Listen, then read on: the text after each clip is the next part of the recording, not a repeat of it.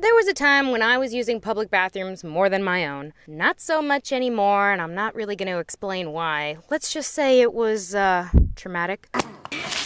But over that time, I realized from start to finish, public bathrooms, irritating. First, you gotta find a stall. I remember one time, this was a couple months ago, it took me 3 stalls to find a good stall. I go into the first one, and there's no toilet paper. I go into the second one, and there's no lock on the door. I go into the third one, and there's poop in it. And then there's those, oh my god, those toilet seat covers. I mean, I understand they're like safe and all, but I don't even use them half the time because I can't even get one without it ripping.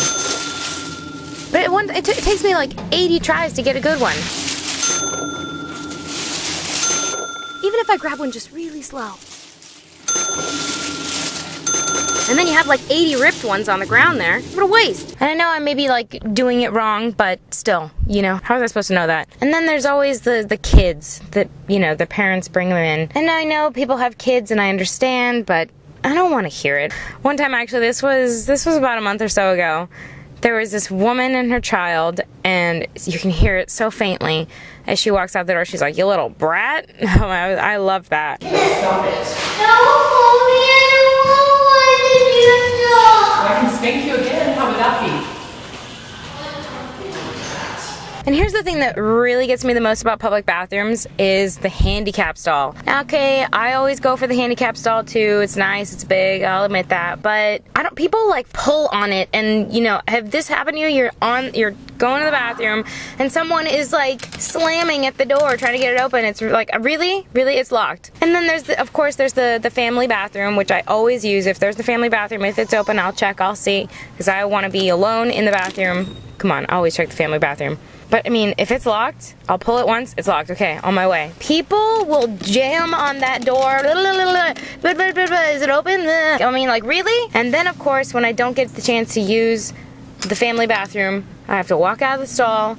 And I mean, I don't always wash my hands. I don't feel like it. But when there's people around, they look at me like, oh, she didn't wash her hands. And it always takes me back to what George Carlin said, and I think to myself, I wish I could say it out loud. I want you to know I don't automatically wash my hands every time I go to the bathroom, okay?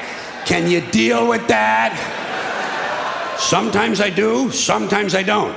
You know when I wash my hands? When I shit on them. Those are just a few of the minor annoyances. Really, what's really been getting on my nerves lately is gas stations and this car. I've had this car since 2008, and seriously, it's 2011. I thought by 2000 we'd have like hovercrafts by now. We should not be driving cars. It is the 21st century, and the upkeep on these things is a bitch. It seems like every other week there's the oil life, the little wrench, the icon, I gotta take it in, or the little tire thing, and the gas light is probably the light that comes on the most. I dread that gas light coming on. I'll be driving home, there'll be like 3 notches left, and then the light. For the price that we're paying for gas, I feel like the gas station experience should be far more pleasant than it is.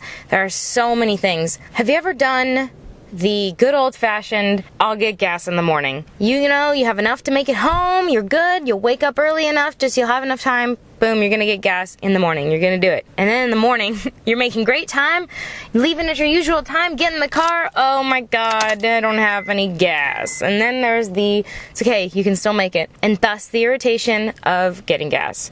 Not always am I in a hurry to get gas, but this is just one where everybody seems to be getting gas when I'm getting gas. And you gotta wait for somebody. I do not wait. I will just go to the next gas station. I don't care. I'm not gonna sit there and wait for somebody, because then I gotta make sure the gas caps can be on the right side and all this. And then there's the war if somebody gets it before you, and I don't deal with that. I will just continue along my way. And then if you're not waiting for a spot, then there's somebody who's waiting for your spot.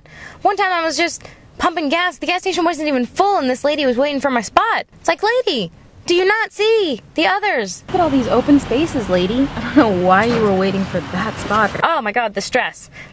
And if it's not the stress of the gas station, it's that, oh my god, that high-pitched dog whistle kind of beeping that oh god, every single button and it lasts for so long. If you just push it real quick, so long. Now, have you noticed that Chevron is now putting the 87 on the right, trying to be all sneaky? Right? See that? They're putting it on the right-hand side. We're used to the 87 being on the left, right? So we just push 87 thinking it's 87 and it's 91, and we can't go back and it's done. So are we not paying enough? And it's happened to me so many times, and now I'm really careful. I will not be duped any longer. Moving on. I like to pay with my card. I don't like to leave my car. I'm not one of those people who, that's another thing. I want to stay by my car, yeah, but I'm not going to get back inside of it. Everybody has to get back inside their car. Why? But either way, I hate going to Arco and like stations where you have to pay cash because you have to get out of your car and like leave it. And I don't like leaving my car. Sometimes I have my computer in here. I got electronics in here. I'm not going to like carry it all in there with me. I'm terrified. You know, I had my car broken into a couple months ago. I'm not gonna let that happen to me again. What's the moon in today? Things are going really shenanigan-y this morning. Is it a crazy day? I woke up this morning and my car been broken into. I'm sorry. Hey, it's fine, nothing. It's okay. Nothing was taken. I had everything like with me. Nice. But I could still be missing something. Yeah. And I would never like, know what it is. Yeah, that's the worst. Right. Yeah. But when I do go to stations like that, I'm always like looking back at my car, like darting my eyes. And I feel like I'm a crazy person because they must think I'm a crazy person because I'm just like looking back and forth at my car, making sure nobody's breaking into it. Maybe I'm paranoid, but still. I want to stay by my vehicle. I don't like paying cash. And then, you know, I have to turn down my music. Gotta turn it down. Because people will stare at me. Whatever I'm playing, they will stare. I don't even care anymore. I just blast it. And speaking of staring at me, you're pumping your gas, and people around you, other people pumping their gas, are staring at you. Can we just look at the numbers go up? And then some stations, so irritating. They have the little movie screen and they're playing like advertisements while you pump your gas. Oh my god. I think to myself, is this necessary? Is this really necessary? So fucking unnecessary. And then here I know that this happens to everybody. When you do pay cash, you have to wait. And when say you pay like $20, when it gets to $18.99, it goes really slow. It's like it takes a full like minute to do all of that. It seems to be the slowest dollar ever to be taken from me. It's, oh my god, it's the worst. And then at the end of the transaction, there's the beep, the end of the beep. Do you want a receipt? Do you want a car wash? No, I have never wanted these things. Oh my god. What is with all of the beeping? Is there an overload of beeping nowadays, or is it just me? In the car, there's a... What the fuck? See, another beep, and I didn't even plan that. What is with this beeping? Anyway, the beeping went in the car. To open it, there's a meep. There's a beep to get it in. And then you get in the car. Your door is open. Your keys are in. Your door's open. Your keys are in. There's the, you're turning on the car. Car's turning on. It's turning on. Oh, the accessories are on, but the engine's not. Yeah, and then you're driving. Yeah, good. Then you turn it off and you go home. And the lights were on because it was night. And then you open your door and the lights are still on. Your lights are on. Your lights are on.